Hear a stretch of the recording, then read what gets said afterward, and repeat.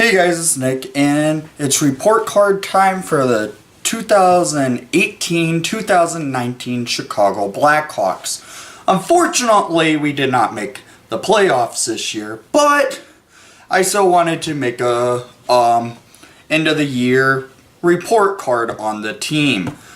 This year they actually did play pretty well. They got additional 8 points than what they had last year in the 2017-18 season. But this year they actually played well in the second half of the season, which helped bring up their grade. Going into this year, people expected them to not make the playoffs. They did not. But a good thing coming out of this, we could have been a wild card team if they played well in some games, but that did not happen. It led to them missing out of the playoffs, and we became the 12th worst team in the NHL. Positive coming out of it, we got the third overall draft pick. So let's get into this report card, why not? I'm going to start off with the offense for this year's team, and frankly, I am going to give the Chicago Blackhawks offense an A. They had a great offense all year. Once Colleton got his system working well on the power play, the offense was really clicking. The team was showing that they were able to produce well on points. Kane, Taves, DeBrincat, Gustafson all had career seasons, including a trade acquisition and Dylan Strome. Taves made a great year by passing his previous career high in points by where he had 76 points as his previous career high, and now he ended up with the total of 81 points on the 82 game season. Good season for Taves. DeBrincat, 40 goal scorer. Can't deny that. He's a great elite talent that can score when needed. He's young. He's going to be the future of this Chicago Blackhawks offense. Patrick Kane surpassed his career high that he set in his MVP season of 2016, where he had 106 points that year, and he ended up this year with 110 points.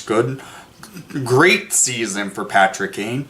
Eric Gustafson on the blue line. He had a career high in 60 points on the year, and that was really well played because the last defenseman, not so much defenseman to do it, because when he was on the team it was Dustin Byfuglien. He wasn't really much of a defenseman for us, but they count him as a defenseman since he mainly plays it now with Winnipeg. But Gustafson had a great year all around. He started showing that he's a better defenseman than he was in the first half of the year, and he started producing. Gotta give it to Guster, having a great season. And even Duncan Keith in the second half of the year, he was producing pretty well. The first half he was on a big schneid, could not get luck with the goals, but he managed ending up with a solid number. So let's get to the defense. You probably saw part of it already because it skipped on me for no reason. So I'm giving the Chicago Blackhawks defense a D. Frankly, this could have been a worse grade than what I ended up giving them. The defense was terrible this year. Yes. One of the worst in the NHL. But at times they did show that they actually can play well. Like there was a couple games where they played like the Dallas Stars, St. Louis, they did. That they showed that they can play strong defensively if needed. They did not play great defensively, but they showed that they could show up and play well if needed. There was time, most of the season though, they had terrible outcomes on the blue line. The blue line was the worst part of the season. That's what led to them missing the playoffs, I believe. So the defense gets a D, but look forward for next season where we could potentially see a full season of Henry Yokiharu. Maybe Adam Boquist if he decides to not play any more in the OHL. And if they even this season they have this off season they can even pick up like a Tyler Myers from the Winnipeg Jets, because going into the off season they have $20 million in cap space. They can make a good signing for top 4 blue liner. Tyler Myers could be that type of player. Gustafson, he played well, but he did have parts of his game that were weak, and it was the defense for him. Gustav Forsling was just terrible this year. The deep pairing of Connor Murphy and Carl Dahlstrom this year was actually our best deep pairing, I felt like. They were a good shutdown deep pairing. Not a lot of goals were against that deep pairing, so that deep pairing helped bring up the grade. PK, though, was what killed the team on defense. So let's get to goaltending, why not? For goaltending, I am giving them an A. Yes, I'm giving the goaltending an A. Corey Crawford had a good season when he was in the lineup when he was not injured. Cam Ward played great in net for us. Colin Delia had a few games that weren't good after he signed his 3-year extension, but he did play well when he was needed. And so Delia played well. He probably is our future backup goalie to Corey Crawford. Cam Ward, I would love to see the Hawks re-sign him because he played great this year. He was underrated throughout the NHL by saying this guy's washed up, but he actually played great in a Hawks uniform. If the Hawks couldn't re-sign Cam Ward this offseason, I will be happy. Maybe not to a $3.5 million contract for 1 year with no movement clause, but I would be happy if the Hawks can somehow manage to re-sign Cam Ward. He played great in the Hawks uniform. I was a fan of how he played with us. That being said, goaltending was not a big issue this year. That's why I'm giving them an A. They played great this year. There was a couple games that weren't that good, but they did show up when needed. Corey Crawford ended this season with 2 shutouts, mainly because he was injured half of this season. And Cam Ward came close to getting a couple shutouts, but defense basically killed that opportunity. Delia played great, but Delia is still a young goalie. He's still developing his game. So, the goaltending was a great part of this team this year. I'm not lying. You can't deny that. But let's get to the special teams where it was iffy. I am giving the special teams this year a C. Why, you may ask? Because we had the worst penalty kill in the NHL, and we had the 11th ranked power play in the NHL. So it about averages out to be a C, I would say. The worst PK is the factor that they had no defensive help. The fact that Colleton likes this man setup when really on a PK you should be playing a diamond and having your players watch out for passes to set up a cycle. The diamond works. Man does not work on PKs. Power play, though, they had a burst where they were dead last in the NHL, and about in December they started picking up their power play and started playing great by this man right here, and Eric Gustafson, who was our quarterback, to the power play, feeding the puck over to Patrick Kane, feeding the puck over to Alex DeBrincat. Both of them, Gustafson was the power play's quarterback. That's how well he was when it came to the power play. But that being said, the PK was what brought this grade down to a C. If the PK was like at ranked 19th, it could have been a little bit of a higher grade, like a C plus, B minus area, but the PK being dead last in the NHL does not help the special teams. That being said, with next year going in being Jeremy Colleton's first year as a full-time head coach, we could be looking at a potential change in format of the PK, and the players can actually learn how to play the PK that Colleton wants to set up. So that being said, special teams was a factor that the team did not have a stronger grade that they deserve on the special teams, because the power play was actually really good this year. At the end of the year, it tailed off, but that happens. But going into the next category, I'm going to talk about trading. I'm giving the trades an A+. Yes, an A+ for Stan Bowman.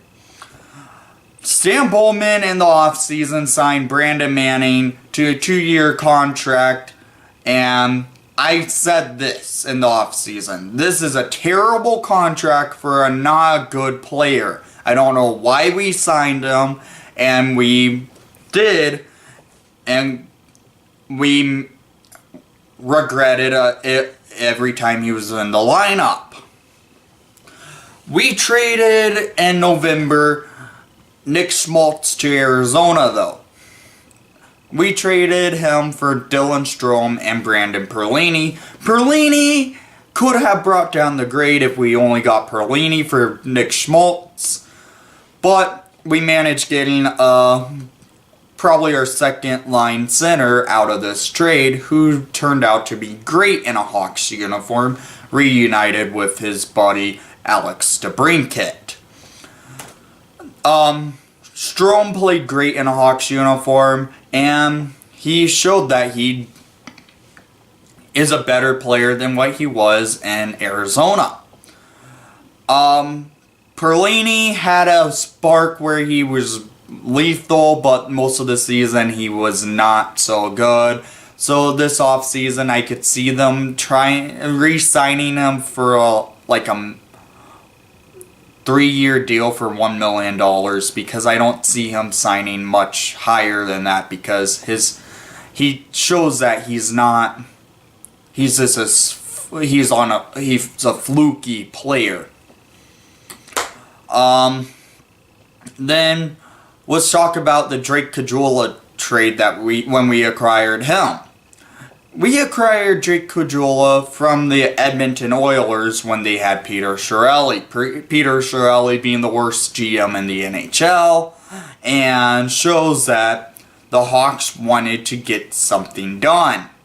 They traded away Brandon Manning to the Edmonton Oilers 2 days before the 2019 Winter Classic. We acquired Drake Caggiula, and Jules became a great player. I loved every moment of his play in a Hawks uniform. He turned out to be a key part to the first line that we made out of Caggiula, Taves, and Kane. That line reminded me a lot of the 2013 lineup of Bickle, Taves, and Kane. Jules being a player that can get kind of gritty, where he can hit people. He led the team in hits. Yes, he led the Blackhawks in hits. And he missed some time because of a dirty hit from Anaheim. Anaheim player. That gave him a concussion. But Jules was a big part of the Blackhawks lineup when he was in the games. I liked how the grittiness came from Drake Caggiula. He's a big player that helped the first line produce. When he was on the line with Taves and Kane, Taves and Kane were putting up some good numbers. Taves had a hat trick, Kane had a hat trick. They were just showing that they have their first line built to have one gritty player, elite sniper, and a great two-way forward. And that's being said, I'm giving the Blackhawks on trades an A+. If you remember when going back to the video I made about the Nick Schmaltz trade, I was ranting that entire video because frankly I hated the trade. I did not like us trading Nick Schmaltz for Dylan Strome and Brandon Perlini. But over time, I've changed my mindset and said, yeah, we won that trade. Schmaltzy, though, got injured in the midway point of the season, missing the rest of the year. He ended up signing a $5.5 million contract, though, with the Coyotes. But Strome could be a big part to the future of the Chicago Blackhawks. Caggiula could be, but I don't know if that's a possibility. Jules is a good player that brings the grit and can hit if you need it. That's why I'm giving the trades an A+. I just realized I forgot to give my final grade of overall grade for the Chicago Blackhawks. So, in total, I will give the Chicago Blackhawks 2018-19 season a B. Why, you may ask? Well, they had one real big issue, and it was the defense and PK. Those are what brought down their grades. Offense was there, goaltending was there. The trades were big parts of the Chicago Blackhawks this year. And I really can't bring that grade down by the fact that the defense and PK were the leading cause of the Hawks to fall apart. So I'm giving the Chicago Blackhawks a B for the 2018 and 19 season. And with us having the third overall pick, we could easily be back in the playoffs next year. If they choose a player that's NHL ready, hopefully not Pup Collision, because there's rumors going around that he could want to stay in the KHL, and I don't want to see that.